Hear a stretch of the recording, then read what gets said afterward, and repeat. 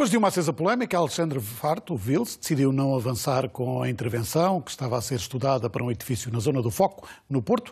O tema abriu um intenso debate com a necessidade de serem respeitados edifícios com valor patrimonial para as cidades. Neste caso, um conjunto com a assinatura do arquiteto Agostinho Rica. Apesar de ter decidido não avançar com a intervenção, Vils anuncia que está aberto a qualquer convite. Escreveu mesmo um artigo de opinião num jornal diário a explicar a obra. Com este caso, coloca-se de novo a questão sobre os limites a utilizar na reabilitação urbana de cidades que estão cheias de turistas, de desafios. Carlos Guimarães, boa noite. Desafios para vocês também, arquitetos. E este caso do Vils é emblemático. Ele tem tido um grande sucesso, tem trabalhos em praticamente todo o mundo, poderia ter também um trabalho no Porto, mas a forma como o debate chegou aqui acendeu a polémica. Acendeu a polémica, que no seu ponto mais problemático está resolvida, e ainda bem. O próprio Vils reconheceu que a sua intervenção, pelo menos, era bastante problemática, e desse ponto de vista a questão está num ponto simpático, mas, de facto, o que é importante fazer ressaltar é que esta questão, como disse, faz colocar em cima da mesa os critérios, as atenções, para as intervenções em conjuntos urbanos, espaços públicos, espaços de uso coletivo. Estamos a fazer no Porto, em Lisboa, em Coimbra.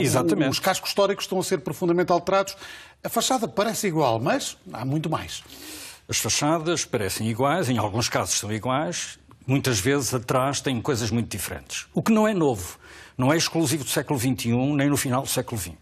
Há processos, ao longo da história da arquitetura, em que isso se processou. Temos que o fazer, precisamos continuar a viver com conforto. A questão aqui, e relativamente às questões que a intervenção que foi publicitada colocou, é que o conjunto do Foco é um conjunto urbano particularmente significativo, de altíssima qualidade, de uma perspectiva nova relativamente ao projeto e à configuração dos espaços urbanos e à sua relação muito estreita, muito coordenada do ponto de vista da arquitetura com os edifícios que compõem aquilo. Ora, qualquer intervenção que se ali se perfile para reabilitar, para modernizar, introduzir outras atividades, vai ter que ter em conta o caráter especial de valor arquitetónico, urbano e funcional que aquela zona coloca. Portanto, mas este caso foi emblemático. Foi emblemático e a população mobilizada para uma questão. Ainda bem, significa que na opinião pública há setores que começam, felizmente, a estar atentos a estas questões da configuração das cidades. Repare,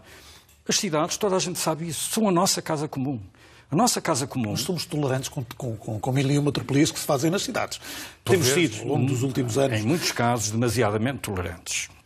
Mas, felizmente, que eu acho que há, neste momento, uma perspectiva que emergiu nos últimos tempos que exatamente permite à opinião pública e aos responsáveis municipais e aos diferentes agentes, promotores, técnicos, arquitetos, etc., terem uma atenção especial para a sensibilidade que este tipo de conjuntos possui.